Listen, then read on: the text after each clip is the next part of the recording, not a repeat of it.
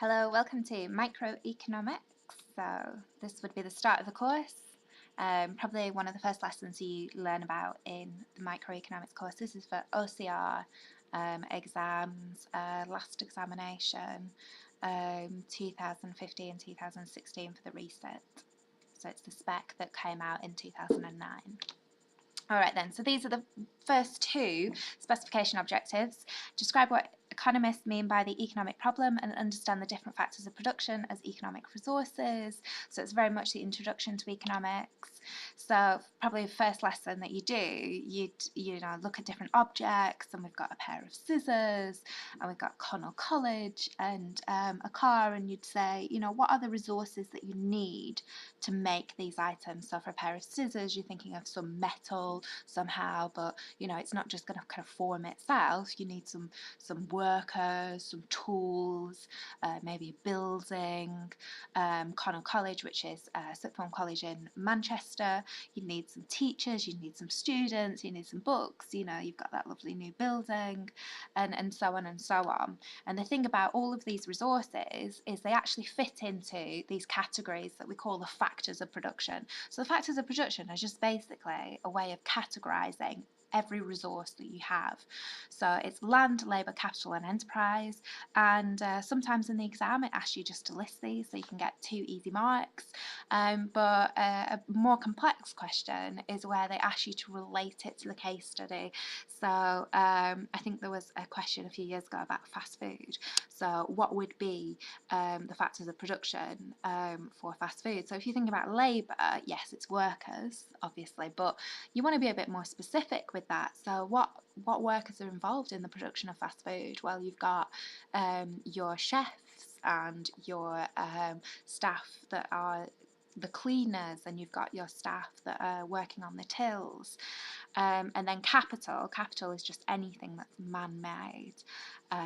So you've got your ovens in the fast food restaurant, and your tables and your chairs, and the actual building itself, which will be made out of a little bit of land, which is basically just the raw materials that go into it. So anything that's a naturally occurring item or substance. So I suppose cattle would fit into land, but also the physical space as well, water that you need for some of your ingredients for your products.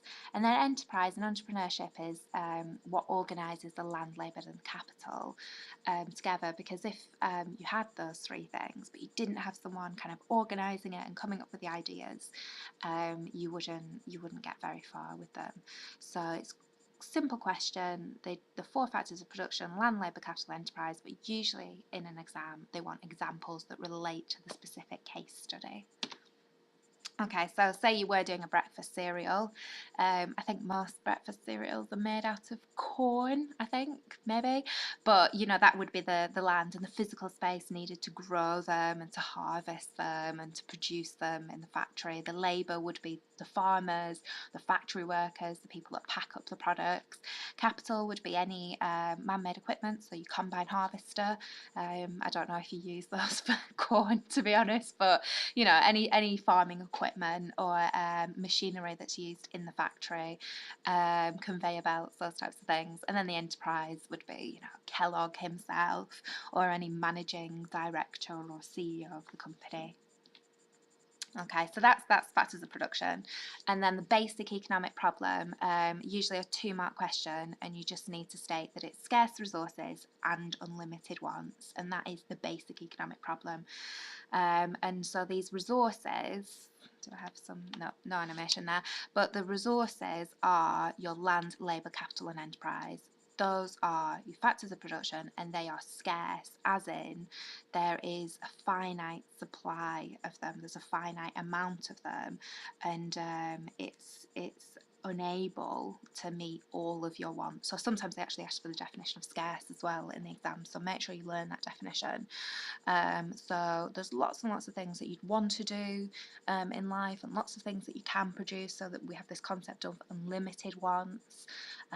So if I asked you to make a list of all the things you want for your birthday, I'm sure you could make a very, very long list, but the fact of the matter is probably unlikely to get all of those things because there are scarce resources, and one of those things would be money, which would be scarce. But in life, in production, in business, there's lots of other things that are scarce as well. So it leads to this thing we call the basic economic problem, because we actually have to make a decision.